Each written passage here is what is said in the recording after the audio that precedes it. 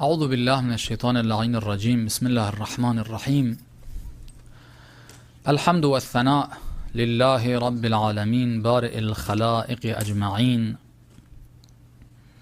باعث الأنبياء والمرسلين، ثم الصلاة والسلام على سيدنا ونبينا وحبيب قلوبنا وطبيب نفوسنا وشفيع ذنوبنا أبي القاسم المصطفى محمد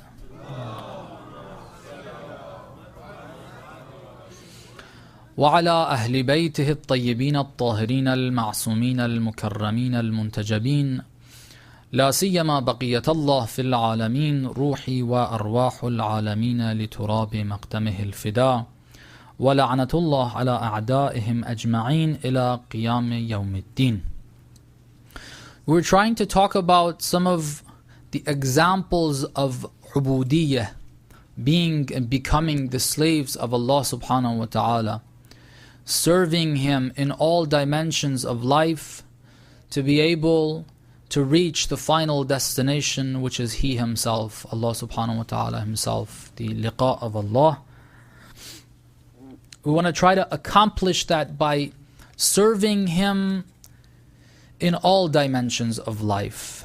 And I'd like to take this moment to emphasize, if we are to serve, if we are to do what He wishes, we've got to go and learn what He wishes. Okay? I can't just think that an internal inclination that I have is necessarily divine. That's not the case. Many times what we feel like we'd like to do is actually not the right thing to do. It could be the whisper of shaitan. Some very, very spiritual things that you may think, how can that be the whisper of shaitan? It is the whisper of shaitan. Sometimes he comes and whispers, get up for the night prayer. Yeah. Okay. He can come and whisper to you to get up for the night prayer because he wants you to avoid a wajib responsibility that you have. Okay. The night prayer is mustahab. It's recommended. He'll come to you, make you feel spiritual. Oh, I love to speak to God now. Okay. Well, you're not doing it for God. You're doing it because of that feeling.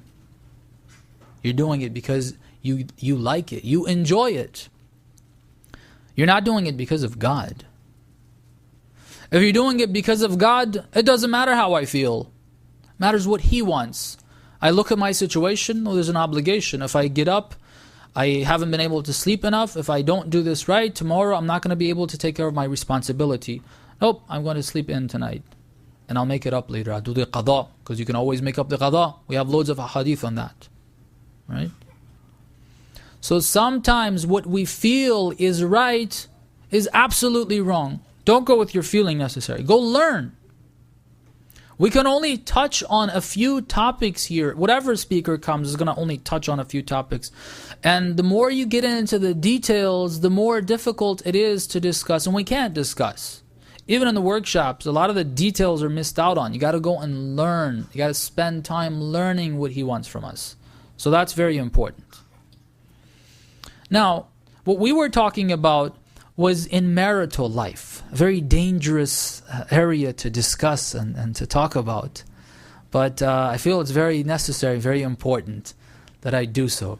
Because the more I talk about it, I'm kind of shaky at the beginning.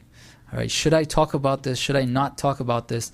Then when you talk about it, realize so many people are dealing with these. And the problem is, when it comes to family-related issues, a lot of times people are not willing to go and discuss their matters with others. They're not willing to go and get counseling. Okay. So we got to throw these ideas out there to at least get some people to think, inshallah. So we talked about the responsibility of the husband yesterday. And the responsibility of the husband, based on the verse of the Holy Quran, is where He says, Allah subhanahu wa ta'ala says, أعوذ بالله من الشيطان الرجيم الرجال قوامون على النساء بما فضل الله بعضهم على بعض وبما أنفقوا. The responsibility of leading and the financial responsibility of supporting. the husband is supposed to create a comfortable environment for the family, for the wife and the children, to be able to live their lives and progress spiritually. That responsibility lies on the shoulders of the husband. Very, very serious responsibility. Okay. If anything goes wrong, the first person who's responsible is the husband. Why didn't you do your job right? Okay. So, this is a very important responsibility we talked about. There's a few things that I wanted to mention, which I didn't mention. I didn't get to finish in the previous session, and I'll mention them today. Recite a salawat, please.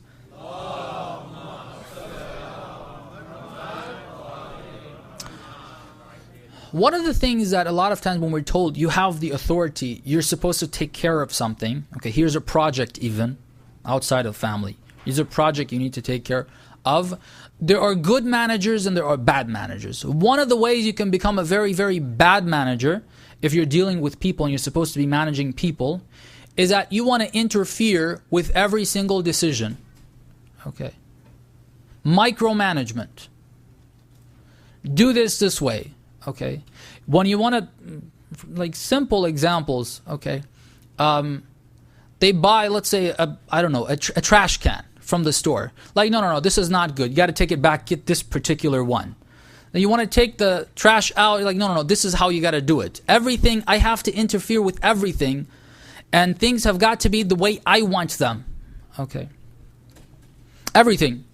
The way the table is set, the way the food is made. Food tonight, what are you making? Honey, if we use that word. What are you making? Like this. No, that's not good. Guess, no, I think we should make this. Or the other. Or whatever. Micromanagement. This is not a good technique to manage.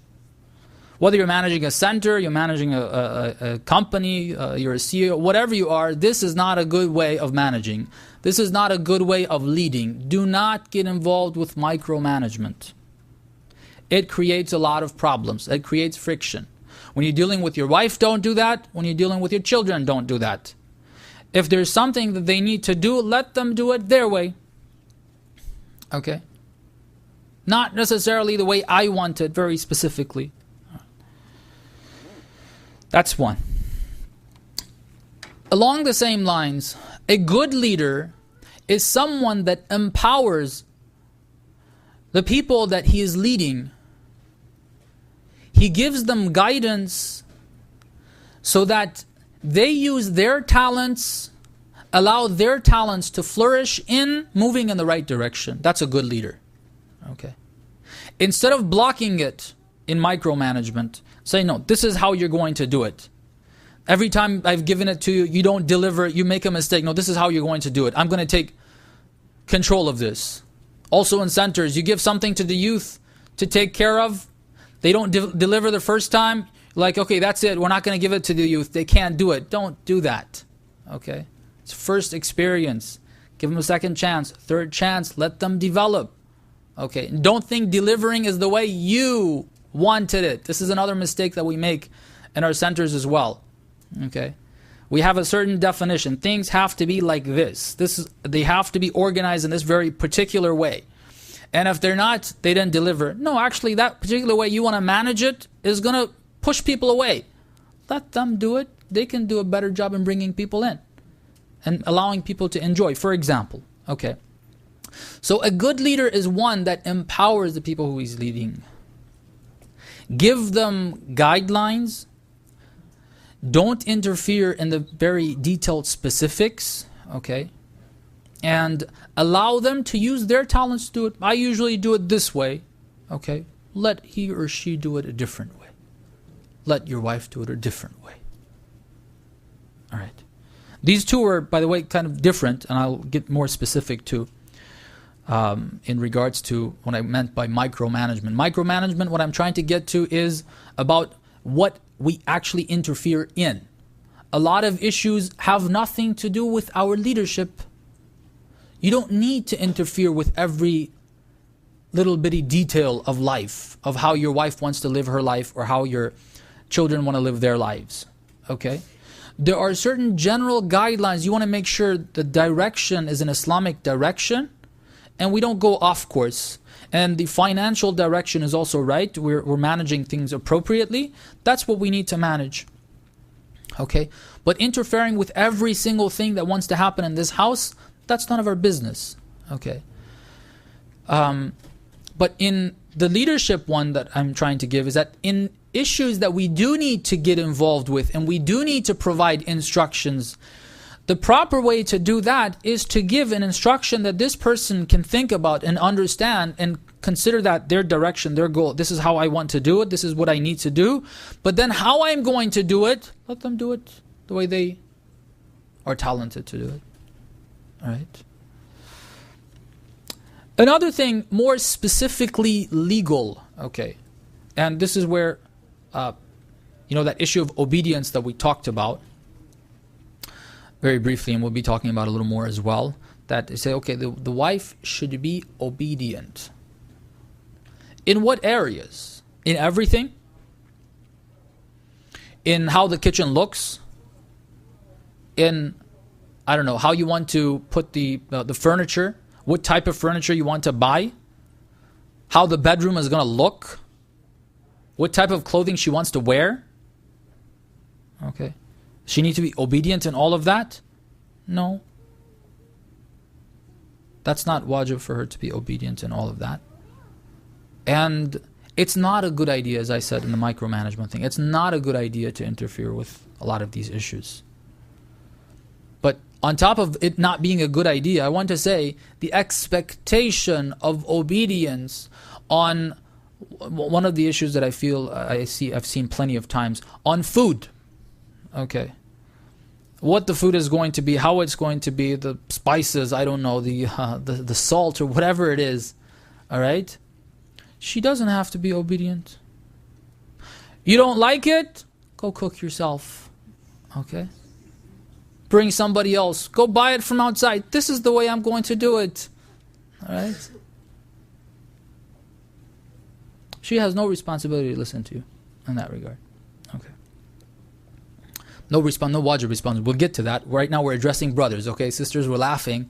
Okay, now that doesn't mean that this is something that you use. Now you got your ammunition. Okay, I got a few more bullets now. I'm going to go home. Did you listen to the Maulana? I wish you were there. I got the recording of it. No, this is for the brothers. Everybody's got to learn their responsibilities.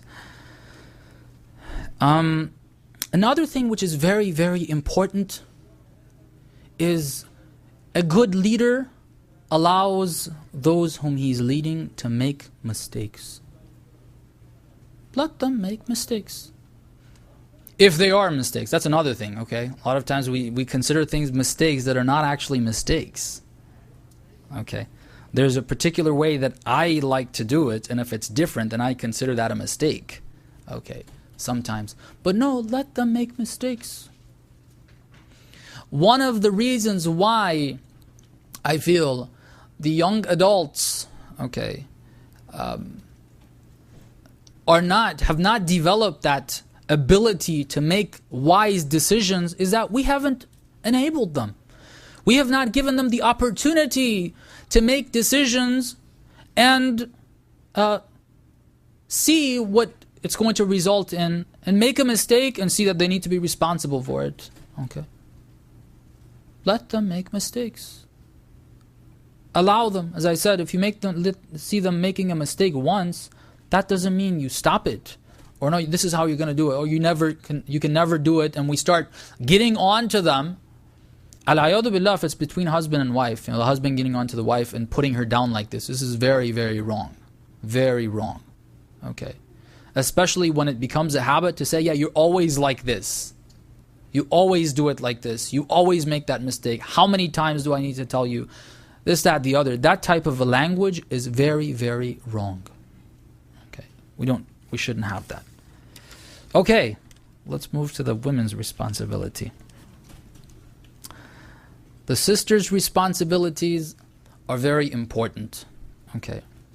I like to mention and repeat that line that we said before. the beauty of Islam is that it empowers women as women. It gives them freedom as women. Wants to be good people, wants them to be, Islam wants women to be good people as women. And it does not define good to be the way men do things, and then we evaluate women based on what men are supposed to do and say, okay, yeah, women are not as capable, for instance. Islam doesn't do that. Sometimes when we think we are empowering women, I feel sorry for a lot of the women out here in the West that are activists for women's rights. Some of what they're fighting for are things that are important. For example, they fought for the right to vote before 1920, if I remember correctly. You can correct me if I'm wrong. Before 1920 in this country, women had no right to vote. Okay. During the time of the Holy Prophet, he took the bay'ah of not only men but women as well. It wasn't sufficient for men to agree to something. Women had to come and they had to pledge allegiance. They were part of the political process. 1400 years ago, in the most uncivilized part of the world, in Arabia of that region, of that time. Okay. So there are certain things that are right that they fought for, but they've lost, I think, the direction, and they've gone overboard on some areas that they shouldn't have. So that's the beauty of Islam. It's important that in that relationship, to keep it together, sisters, the wives, fulfill their responsibility. What is their responsibility? The continuation of the verse. It started with الرجال أعوذ بالله من الشيطان الرجيم الرجال قوامون على النساء بما فضل الله بعضهم على بعض وبما أنفقوا من أموالهم, and then it says فالصالحات. The good women in this relationship, if this man is providing an environment, a safe environment, a comfortable and comforting environment for them to live in, which is what men are supposed to provide, as we mentioned, which is also a good fertile ground for spiritual development as well, from all dimensions. If the man is going through all that hardship, and it is difficult, it is a great responsibility. That's why we said that the men have more of a responsibility in a family. If the men are taking care of that, then, and they're supposed to lead, then good women are the ones that are qanitatun. They follow, they are obedient. Okay. Hafizatul lil ghaib. When their husband is not around, they make sure they protect the values, they protect the family, they protect the property, they protect everything that the husband stands for when he's not there. Okay. So when they're extra careful when the husband is not there. Okay. Bima hafidhallah, which is something doesn't have to do with a practical law, so I'll leave the interpretation of bima hafidhallah because it will take time. Okay, so what is this qunut, this obedience mean? It says obedience. One of the things about the Holy Quran is that Allah subhanahu wa ta'ala, the language He uses in the Holy Quran is not legal language. What do I mean by that? In law books, like in fiqh books, in our fiqh books, which are books of Islamic law, right, as well as other law books, they're very particular with selecting words and what choice of words you use. Every word there has got a meaning. If you have a word or a sentence that talks about an obligation, it's got to be very specific, very particular, and it has to be very clear on this being an obligation and who is responsible for this. All of that has got to be clarified. Who is responsible for this? What exactly they're going to do it? And if you're going to hold the person responsible, you better make it clear to them that this is a responsibility that they have. Okay? But in the Holy Quran, Allah subhanahu wa ta'ala doesn't do that because it's not a law book. Law is derived from it by the Ahlul Bayt and also the Fuqaha, but more so by the Ahlul Bayt. It's derived from it, but it's not a legal book. So a lot of times what Allah subhanahu wa ta'ala does is that He gives us an instruction that combines mustahab in wajib in one word. Okay. For example, some of the verses that talk about أَيْنَمَا تُوَلُّوا فَثَمَّ وَجْهُ اللَّهِ, in regards to the qibla, we mentioned this before. Whatever direction you face is the direction that is wajhullah, the face of God. I don't have time to explain what that means, why that word is used. But they say the qibla, the Kaaba, Masjidul Haram, is wajhullah. But it says whatever direction you face is the direction that is wajhullah. So that sentence, according to the ahadith, contains both the recommendation and the wajib. Here when it says qanitat, generally they have obedience, but what level of it is wajib, an obligation, and to what degree is it recommended, that's not clarified in the verse. We got to refer to ahadith in regards to that. Okay, so we have a wajib form of obedience, and we have a recommended form of obedience. That means that they're not responsible, as we mentioned, but it is God encourages them as much as they can to follow that as well. Now, because I'm not going to get much time on the recommended part, I'm going to throw that out right now. Okay. If the husband demands certain things that we mentioned are not areas that he's responsible for, he doesn't have authority in, like about the food, for example, about, I don't know, clothing, what I wear, there is no authority there. A lot of these little details, there's no authority. The husband has no right to say, I want this, and that they would have to follow. No, there's no such authority. But they're encouraged if he wants something, and you know, even if he hasn't really strictly told you, it's recommended. It's recommended to go with that. Of course, obviously what I mean by, for example, clothing and other things, is not going over the boundaries and not wearing proper hijab, okay? And of course, the responsibility that a husband has in regards to his wife, when it comes to wearing hijab and making sure that the laws are being followed, is the responsibility of a leader. Okay, again there. We've got to try to gradually work our way, make sure we help them understand and get on the right tracks when it comes to hijab as well. So, there's encouragement. Allah subhanahu wa ta'ala says, it's better for you as the women. It's better for the women themselves in this world and in the hereafter to try to do things in the house the way He is more pleased. If he's going through the headache of providing, make it easier for him. If he likes something, now as I said, I advise the brothers, don't be sensitive on these issues. Don't allow it to get into you. Get this out of your head that you have this authority there. We don't. If we get all of that out of our head, it's going to be easier. But the women, on the other hand, are encouraged, you listen. The men are told, don't be bossy. Don't keep telling, don't order around, don't say, do this, do the other. Women, on the other hand, are told, look, if he does, go ahead, try to go with what he says. All right?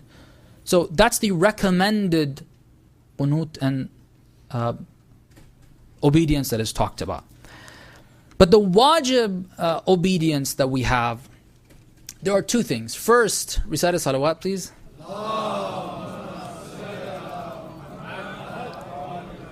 Touchy subject for some sisters. Leaving the house. Okay. Leaving the house without permission of the husband is not allowed. Okay. The husband has got to be okay with you leaving the house. If he's not, it is a sin. It is haram. And the ahadith say the angels will continue cursing that person until she returns home.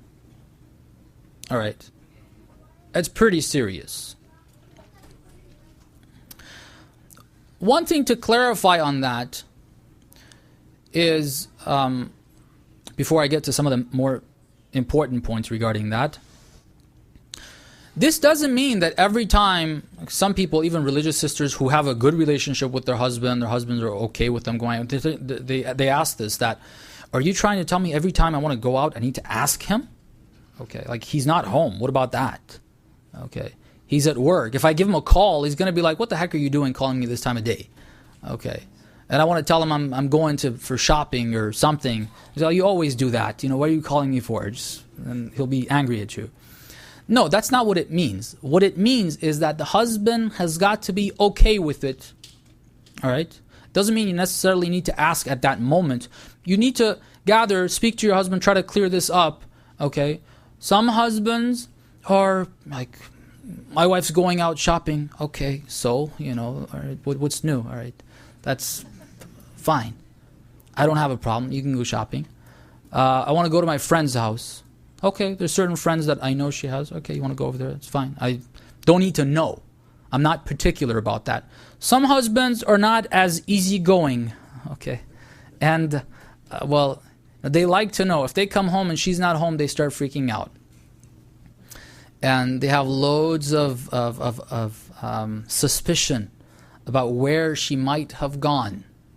Okay, God forbid. You have to try to figure that out. So as a responsibility of the sisters, you have to try to see what your husband is comfortable with. If he's not comfortable with you going to some place, you're leaving the house for a particular cause, then you cannot do so. That's the idea. But having to give a call, text message, I don't know, other means, it's not necessary. The other thing that we need to clear up is this by no means is trying to suggest that husbands, you guys have got to be strict. All right? You got to be the man around. You got to teach her a lesson. Okay, you're not going to leave the house unless you ask me. I'm the man around here. Okay. That's not what this is teaching us either. Okay. There's a difference between telling the sisters, the women, the wives, that in your relationship with your husband, you need to make sure your husband is comfortable with you going out. Then when it comes to the husband, there's a different thing that is said. It's like, don't be so particular. Okay? Don't be so particular. Remember, your role in this is, the reason why you've been given this authority is to make sure you guide in the right way. Don't abuse it. Although if you make the wrong decision, she will have to go with it. She will have to stay home. But don't abuse it. If she wants to go visit her parents, then unless there's a real serious reason why that's not a good idea, not a reason based on my whims, based on my desires, based on my nafs, but no, she needs to go and visit, she can go and visit, then there's no reason for me to prevent her. Just because I have a bone to pick with her father, for example, sometimes in the family, or with the mother, sometimes, that doesn't mean that I should prevent her from going and visiting. Okay, I shouldn't abuse that. The guidance, if she wants to go somewhere where I feel it's Islamically better, or for her own good, it's better for her own interest or the interest of the children, it's better, and I really think about it, and she says she wants to go, I think about it, between me and God, it's better that she doesn't go. In those cases, try to restrict and try to explain, like, this is better, and convince her that it's not a good idea to go. All right? This is the way a leader should try to treat the situation. But on having that suspicion, another point regarding this, some brothers, some men, some husbands are very suspicious of their wives. Okay? A couple of things in this regard. Sometimes that suspicion is unfounded. It's not right. We're constantly thinking bad of our wife. Like, she's going to go and she's going to flirt. She's going to, do this. She's going to go meet guys. She's do this, the other. All right? We shouldn't have that suspicion. Unless, in very rare cases, there is a reason to have that. She, in front of us, we've seen, like, when non-mahram guys come around, the way she treats them, there's a reason to have that suspicion. She shouldn't be that open towards non-mahram people. Okay? If you're a little too open and chit-chatting and, joking around, it's better for you to stick around the house. Okay? And that brings me to the other point regarding that for the sisters. If you see that your husband has this suspicion, try to take your steps. It's not necessarily going to work out the way you would want it, but at least you need to do your share. do your share. Try to see if there's something that you're doing. Inshallah, you don't have any ill intentions, but if there's something that you're doing that causes this suspicion, try to remove that. Okay. If you're a little too open, try to be a little more reserved. Islamically, that's how we're supposed to be. It says that women, when they're speaking to non-mahram, they should sound a bit more manly. Yes, hello, on the phone. Don't say hello, very nice, cute, feminine sound. Try to make it like, hello, yes, who is this? Make it sound like manly. Because you don't want the wrong guys to get the wrong idea, okay? To feel tickled inside and, God forbid, continue that conversation for wrong reasons, okay? If we take those steps, it's going to build confidence, and the husband will be not having those suspicions. One other thing that we have in regards to this rule of staying in the house without and not leaving without the husband's permission, something that sometimes the younger, sisters, the ones who usually are not married, sometimes even the ones that are married have come and they've discussed this matter with me. But when it comes to working, okay, sisters who want to get married sometimes go a bit overboard with this idea. And they're like, okay, I want to make sure. If this is the law in Islam, I've heard that you can fit in a clause in that marriage that you'll enable yourself to be relieved of this. And that is, you can put in that contract, the marriage contract, that, the man agrees that at this point, before the marriage, or with the marriage, that he gives the permission for the wife to work outside of the house. And he is not going to restrict her from working. And that's a great idea. Let's all do that. Okay. Let's try to put that in there. And then people ask, okay, what is this? This law of Islam restricts women. It limits them. It doesn't give them the liberty to progress, to reach prosperity, and so on and so forth. Very briefly, this is a subject that requires its own talk. It involves many different topics itself that we would have to discuss and work around. But very briefly, what I would say to that is, if we want to look at it from a materialistic approach, if we want to define prosperity based on what degree you have, what job you have, what you feel you're doing in contributing to the society you live in, as a professional working there, and that's the definition of prosperity. If that's how we want to look at it, most definitely this is discrimination. Okay. And this is not acceptable. In that ideological system, this is not acceptable. Because you're giving the man the opportunity to go study, then to be able to work without any restrictions. But you're telling me that women are, well, if they're fortunate enough, in that view, that before marriage they're able to finish their degree and get it, then they may not be fortunate enough to get involved with work afterwards. So you're limiting, if that's prosperity, right? That's a successful woman. What degree she has, what type of work she has, and what activities she has, and so on and so forth. If we define prosperity in that way, yes, that's true. But if we understand prosperity in a different way, and that's why we spent so many sessions on that idea, that prosperity isn't this material world. All of that is going to finish. You're going to end up under the ground at some point. So what's your prosperity then? What have you been able to gather for yourself for that moment in life? Because that's a moment of life. That's when our bodies die. But that's a moment that we enter the real world. We realize what it was all about.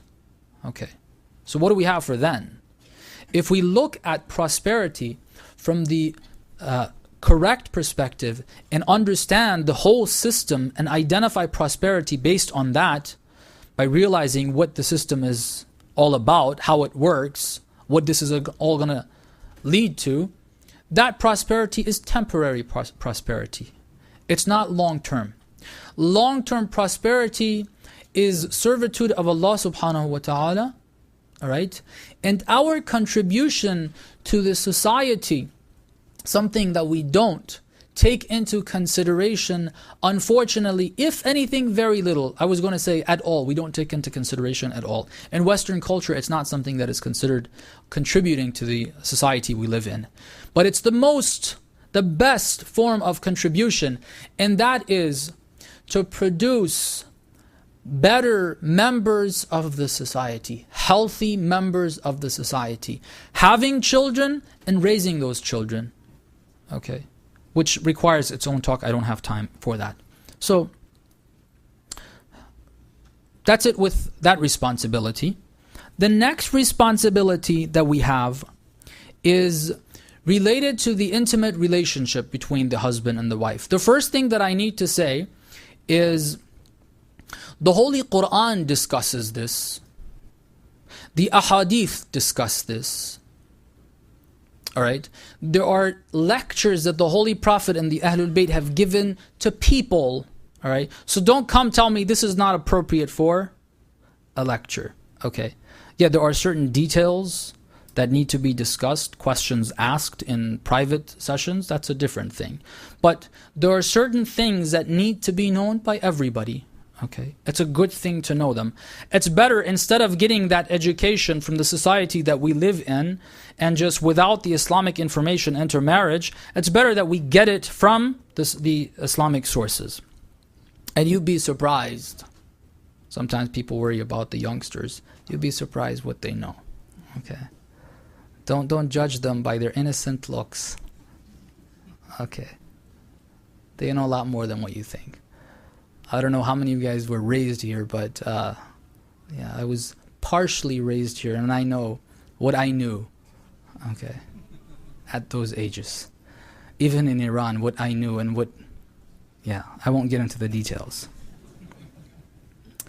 So, in regards to the intimate relationship, what we have is that the wives, and this is a very serious issue. I'll mention the responsibility, the obligation.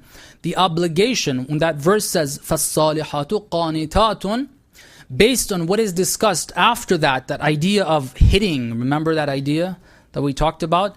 It's emphasized in regards to this particular responsibility, the obligation for the wife to be available to the husband for the intimate relationship. It's a responsibility. It's an obligation. It's wajib. If the husband requests that, then it is wajib for the wife to allow that. Okay. We have a hadith. That hadith that I said from the Holy Prophet. These are the words of the Holy Prophet. The woman came and asked the right of her of a husband, because afterwards at the end she said, "There's no way I'm going to get married. I'm not going to have no guy having that type of authority over me." But anyway, she made a wrong decision at the end. What the Holy Prophet says, there are a few responsibilities, a few rights that the husband has over the wife. One of them is this, وَلَا تَمْنَعُهُ نَفْسَهَا. She does not prevent him from herself. She doesn't have the right to do so. According to the Islamic law, marriage means that I am accepting this form of authority from the husband. You don't like it? Don't accept the marriage. All right? But that's what marriage is. Automatically. Then he has a line in there, which I will mention. These are the words of, he says, وَإِن كَانَتْ عَلَى ظَهْرِ قَتَبْ. Even if they are riding on a camel. Okay? In other words, it doesn't matter what the circumstances are. Don't make excuses. That's what that piece is for. Don't make excuses. Now, another hadith that I'll mention before getting into some of the other points that I have in this regard, which my time is coming to an end. I hope I'm able to finish. There's another hadith, I won't read the Arabic. A woman came and started asking questions from the Holy Prophet. The Holy Prophet said, are you one of the al-musawwifat? She was like, who are the musawwifat? Okay. He says, musawwifat. Musawwif comes from the word sawfa. Okay. That's a verb made from sawfa. Okay. And what it means is that I will come. Okay, I'll give you a better translation of that when I read when I give you the context. It says they are the women that when their husband is calling upon them for a need that he has, because this is a need that he has, and that's the need that it's referring to, then she keeps saying, well, just give me a couple more minutes. She's busy in the kitchen, or I don't know, putting the kids to sleep, or busy with something else, or reading a book, enjoying reading that novel. I want to have my private time. And he's saying, you're not coming to go to bed, honey. And she keeps saying, a few more minutes, or I'm watching a movie, a few more minutes. Okay. That's taswif. It says until the husband just starts getting drowsy and he falls asleep, waiting for her. So this is musawwif. And he says, such a person, this woman, the angels are going to start cursing her until her husband wakes up again. Okay. So this is some very serious obligation. What I want to say, again, our time is coming to an end. Very quickly, forgive me, I'm going to go a little over my time.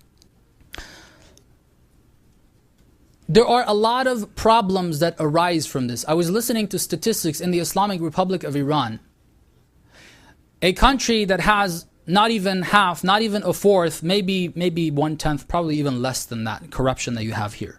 Okay, 1/100th maybe of the corruption that we have here, because even the internet is screened. Okay. It's filtered, all right? So it has not even 1/100th of the corruption that's here, what you can have available. You can do everything here, all right? In that society, the divorce, they had a statistics over 50%. I'll stick to the figure that I'm more comfortable with. I'm thinking of it to be more than that, but I'll go with the least that I remember. 50% of divorces are related to the intimate relationship between the husband and the wife. It creates serious problems in life. Why do you think God makes this an obligation? This is not a game. It's serious business. It's not funny. It's not a joke. It's serious. It can lead to divorce. It has, and it will. That's why we have so much advice. If I don't have the guts to sit up here and go through all of the ahadith that we have related to this. Trust me, you wouldn't be willing to hear it. You would not think the Holy Prophet that you know of would mention those words. These words that I just read, some of you wanted to burst into laughter, but I controlled it in a way where you didn't. To a woman, the Holy Prophet said those words. Okay? That's how serious it is. He's not joking around. It's serious. And that's why I'm spending this time. The dynamics of Islam is such that Islam is the religion of the fitrah. God has not put anything in you and I that is useless, and that it's there and His laws have nothing to do with it. All right? So the Christian ideology, the religious Christian ideology, that the intimate relationship between husband and wife is bad, it's evil, it's something that, it's wrong, it shouldn't be taking place. Only just because this need, it's bad, get it away from me, but just because we need to have children, that's how it's going to be accepted. No. I'll read you a hadith. Hadith says, angels, when we're told that we're not supposed to participate in just any gathering. Okay? We're not supposed to participate in just any gathering. The angels are the same. If there's an evil gathering taking place, angels are not going to be there. If it's bad, they're not going to be there. If it's wasting time, no benefit to it, they won't be there. They will be there when it's good. Okay, the angels of good, obviously. Hadith says, the angels do not participate in any playful gathering except in the case where there's an intimate relationship between husband and wife. Okay, that's good. Angels are present there. Oh, not in a bad way. Oh my God, they're watching us or whatever. Sometimes people freak out, like, oh yeah, there's jinns around too. Yeah, the jinns are a bit more, you got to be a little more careful. There's a hadith related to that. We don't have time for it, but don't worry about the angels. They're not going to enjoy it. They're angels, they're not human. So their presence means that this is a blessed gathering. It's rewarding. It's a worship. Okay? It's a worship. Worship isn't just getting up in the middle of the night for the night prayer. This is a worship. Treat it as a worship. Okay. My time is, I think, up. Have they called the adhan, or do we have a couple more minutes? Is it already adhan time? Clear answer, yes? No? Okay. Well, I'm sorry. I don't think I'm going to be able to continue with this. Let's see. Maybe I'll because I was going to talk about social matters as well, but time's not allowing me. We ask Allah subhanahu wa ta'ala by the rights of the Ahlul Bayt that He guides us to His path. We ask Him to hasten the return of our Imam. We ask Him to enable us to become the true companions and soldiers of our beloved Imam. We ask Allah subhanahu wa ta'ala to prolong the life of and give good health to all those who are helping the cause of Islam, especially the Maraja and especially the leader. We ask Him to forgive us all of our sins. We ask Him to forgive our parents, our relatives, all believers, especially those who have taught us a word in Islam, of their sins, inshaAllah. We ask Him to relieve all the believers of the hardships and difficulties that they are facing. We ask Him to cure all the ill of the believers, and we ask Him to relieve all the oppressed people of the world of the oppressions that they're facing, inshaAllah. Bin Nabi wa alih, rahimallahu man qara al-Fatihata ma'as salawat.